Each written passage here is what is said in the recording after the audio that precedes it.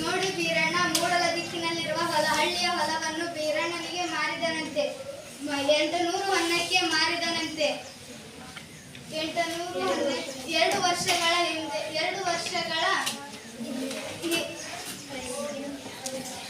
ಹಿಂದೆ ಕ್ರಯಕ್ಕೆ ತೆಗೆದುಕೊಂಡು ಹೊಳೆ ಉಳುಮೆ ಮಾಡುವಾಗ ನಿನ್ನೆ ದಿನ ಒಂದು ಕೊಪ್ಪರಿಗೆ ಮಣ್ಣು ಸಿಕ್ಕಿದ್ದಂತೆ. ಈಗ ಇಲ್ಲಿದೆಯಲ್ಲ, ಇದೆ ನೋಡಿ. ಮಣ್ಣು ತುಂಬಿದ ಕೊಪ್ಪರಿಗೆಯನ್ನು ಕೇತುಮಲ್ಲ ತೋರಿಸಿದ. ತಗಳಪ್ಪ, ಇದು ನೀನು ಕೊಟ್ಟ ಹೊಲದಾಗ ಸಿಕ್ಕಿತು. ನಿಮ್ಮ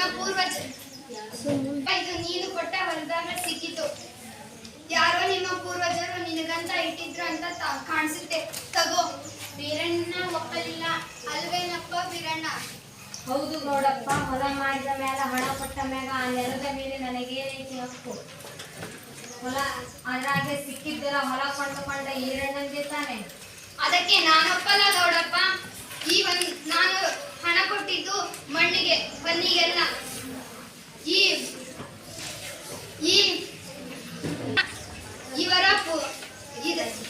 ಇವರ ಪಿತ್ರಾರ್ಜಿತ ಆಸ್ತಿ.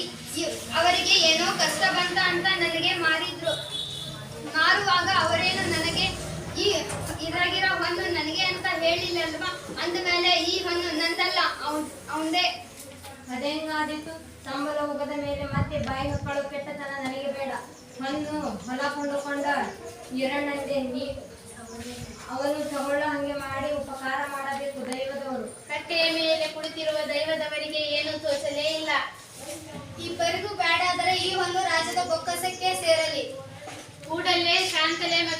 ಕೂಡಲೇ ಮರದ ಹಿಂದೆ ನಿಂತಿರುವ ಶಾಂತಲೆ ಮತ್ತು ಉದಯಾದಿತ್ಯ ಆಗಮಿಸುತ್ತಾರೆ.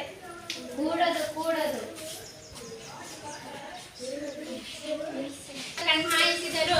ಜನ ಸಮೂಹವು ಉದಯಾದಿತ್ಯ ಮತ್ತು ಶಾಂತಲೆಯ ಸೌಂದರ್ಯ ನೋಡಿ ಮುಟ್ಟಬೇಕೆನಿಸಿತು ಮತ್ತು ಮಾತನಾಡಬೇಕೆನಿಸಿತು. ಜನರಿಗೆ ಸಂತೋಷವಾಯಿತು. ನೀವು ಯಾರೇ ಆಗಲಿ ಈ ಹೊನ್ನು ರಾಜ್ಯದ ಬೊಕ್ಕಸಕ್ಕೆ ಸೇರಬಾರದು ಅಂದಿರಲ್ಲ, ಏಕೆ? ಕಾಕ, ಬೊಕ್ಕಸಕ್ಕೆ ಏರಿಸಲಿದ್ದು ಸಾಮ್ರಾಟರ ದುಡಿಮೆ ಅಲ್ಲ, ಇದು ಅವರ ಬೆವರಿನ ಫಲ ಅಲ್ಲ, ಇದು ಪ್ರಜೆಗಳ ಬೆವರಿನ ಫಲ. ಹಾಗಾದರೆ ಪ್ರಜೆಗಳು ಯಾರು? ಕೇತುಮಲ್ಲ ಕೇಳಿದ ಪ್ರಶ್ನೆಗೆ ಶಾಂತಲೆಗೆ ಉತ್ತರವೇ ಸಿಗಲಿಲ್ಲ. ಹೋಗಲಿ ಬಿಡಿ. ನಿಮ್ಮ ಊರಿನ ಹಣ ನಿಮ್ಮೂರಿನ ಏಳಿಗೆಗೆ ವಿನಿಯೋಗವಾಗಲಿ. ಅಷ್ಟು ಸ್ವಾರ್ಥ ಯಾಕೋ ನನ್ನಪ್ಪ? ನಾರಾಯಣನಂತಹ ಮಹಾರಾಜರು, ಲಕ್ಷ್ಮಿಯಂತಹ ಮಹಾರಾಣಿ ಇರುವಾಗ ನಮಗೆ ಹಣದ ಕೊರತೆಯೇ? ನಮ್ಮೂರಿಗೆ ಈ ಹೊನ್ನು ಈಗ ಬೇಡ. ಏನಾದರೂ ಬೇಕಾದ್ರೆ ನಾವೇ ಕೊಡ್ತೀವಿ. ಈ ಹೊನ್ನು ದೊರೆಯ ಕ್ಷೇಮಕ್ಕೆ ಇರಲಿ.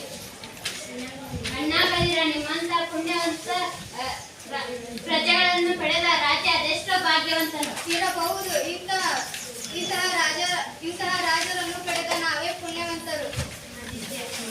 ನಿಮ್ಮ ಸಮಾಗಮದ ಸೌಂದರ್ಯವನ್ನು ಕಂಡು ನಾವೆಲ್ಲರೂ ಪುಣ್ಯವಂತರು. ಉದಯಾದಿತ್ಯನ ಮಾತು ಕೇಳಿ ಎಲ್ಲರೂ ಆಶ್ಚರ್ಯಗೊಂಡರು. ಅಣ್ಣ ಬಲಿರ, ಇವರು ಯಾರೆಂದು ತಿಳಿದಿದೆ? ನಿಮ್ಮ ನಮ್ಮ ಶಾಂತಲೆ ಭಾಗ್ಯ ದೇವತೆ ಶಾಂತಲೆ ದೇವಿಯವರು ಗಂಡುಹುಡುಗಿಯನ್ನು ಹುಟ್ಟಿದ್ದರಿಂದ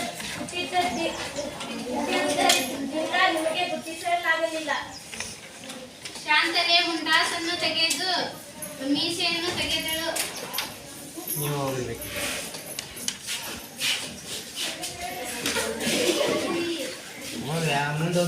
ಸ್ವರ್ಗ ಒಂದೇ ಮೆಟ್ಟಿಲು ಉಳಿಯಿತು. ಕದಮ್ಮನ ಹಳ್ಳಿಯ ಜನರಿಗೆ ಸ್ವರ್ಗ ಒಂದೇ ಮೆಟ್ಟಿಲು ಉಳಿಯಿತು. ಅವರ ಆನಂದಕ್ಕೆ ಪಾರವೇ ಇಲ್ಲ. ಬಟ್ಟೆಯನ್ನು ದುಮಿಕಿ ಉದ್ದಕ್ಕೆ ನೆಲದ ಮೇಲೆ ಅಡ್ಡ ಬಿದ್ದರು. ದೇವಾಲಯದ ಒಳಭಾಗದಲ್ಲಿ ಪಂಚಾಯತಿ ನೋಡಲು ಬಂದಿದ್ದ ಹೆಂಗಳೆಯರು ಓಡಿ ಬಂದು ಶಾಂತಲೆಯನ್ನು ಸುತ್ತುಗಟ್ಟಿದರು.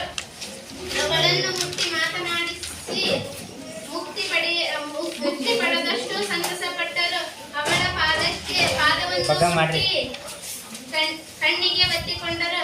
ಅವಳ ಹೆಜ್ಜೆ ಇಟ್ಟ ಧೂಳನ್ನು ತೆಗೆದು ನೆತ್ತಿಗೆ ಒರೆಸಿದರು.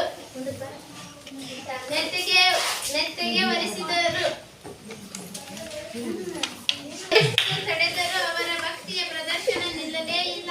ಕಡೆಗೆ ಉದಯಾದಿತ್ಯ ಬಹು ಪ್ರಯಾಸದಿಂದ ತಡೆಯಬೇಕಾಯಿತು.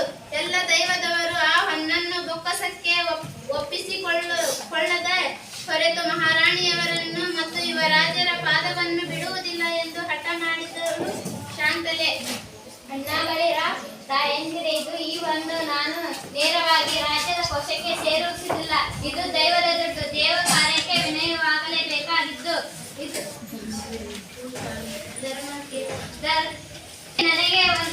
ಕೇಳಿ, ನನಗೆ ಬಹಳ ದಿನಗಳಿಂದಲೂ ಒಂದು ಆಸೆ ಇದೆ. ನಮ್ಮ ಸಾಂಸ್ಕೃತಿಕ ಶ್ರೀಮಂತಿಕೆ ಸಾಕ್ಷಿಯಾಗಿ ಒಂದು ಕಲಾ ದೇಗುಲವನ್ನು ದ್ವಾರ ಸಮುದ್ರದಲ್ಲಿ ನಿರ್ಮಿಸಬೇಕು ಎಂದು. ಅವಳಿ ದೇಗುಲಗಳ ಶಿಲ್ಪಕಲಾ ಹೊಯ್ಸಳರ ಶೈಲಿಗೆ ಮಾದರಿಯಾಗಬೇಕು. ವೇಲಾಪುರಿಯ ಚೆನ್ನಕೇಶವ ದೇವಾಲಯದಲ್ಲಿ ಲಾಲಿತ್ಯವಿದ್ದರೆ ದ್ವಾರ ಸಮುದ್ರದಲ್ಲಿ ಭವ್ಯತೆ ನೆಲೆಗೊಂಡಿರಬೇಕು. ಇಂತಹ ಒಂದು ಕಲಾಪೂರ್ಣ ದೇವಾಲಯಕ್ಕಾಗಿ ಈವನ್ನು ವಿನಯವಾಗಲಿ. ಆದರೆ ಒಂದು ಮಾತು. ಏನು ತಾಯಿ? ಕೇತುಮಲ್ಲ ನಾಯಕರು ನಮಗೆಲ್ಲರೂ ಹಿರಿಯರು, ತೃಪ್ತ ಸಮಾನರು. ಮುಂದೆ ದ್ವಾರ ಸಮುದ್ರದಲ್ಲಿ ನಿರ್ಮಾಣವಾಗುವ ಅವಳಿ ದೇವಾಲಯಗಳು ಅವರ ಹೆಸರಿನಲ್ಲೇ ನಿರ್ಮಾಣವಾಗಲಿ. ಶ್ರೀ ಕೇತುಮಲ್ಲ ನಾಯಕರ ಹೆಸರಿನಲ್ಲಿ ಒಂದು ಶಿಲಾಶಾಸನ ಸಾಕ್ಷೀಕರಿಸಲಿ. ಕೇತುಮಲ್ಲ ಏನೋ ಹೇಳೋ ಹೊರಟಿದ. ಆ ಬನದಮ್ಮನ ಹಳ್ಳಿಯ ಜನರು ಬಿಡಲಿಲ್ಲ. ಮಹಾತಾಯಿ ಹಾಗೆಯೇ ಆಗಲಿ, ಕೇತುಮಲ್ಲನ ಹೆಸರಿನಲ್ಲೇ ಕಟ್ಟೋಣವಾಗಲಿ ಎಂದು ಒಕ್ಕೂರಿ ಕೂಗಿದರು. ಕೈಯಲ್ಲೇ ಮತ್ತೊಂದು ಕೂಗು. ಕಟ್ಟುವ ದೇವಾಲಯಗಳು ಹೊಯ್ಸಳೇಶ್ವರ, ಶಾಂತಲೇಶ್ವರ ಎಂದಿತು.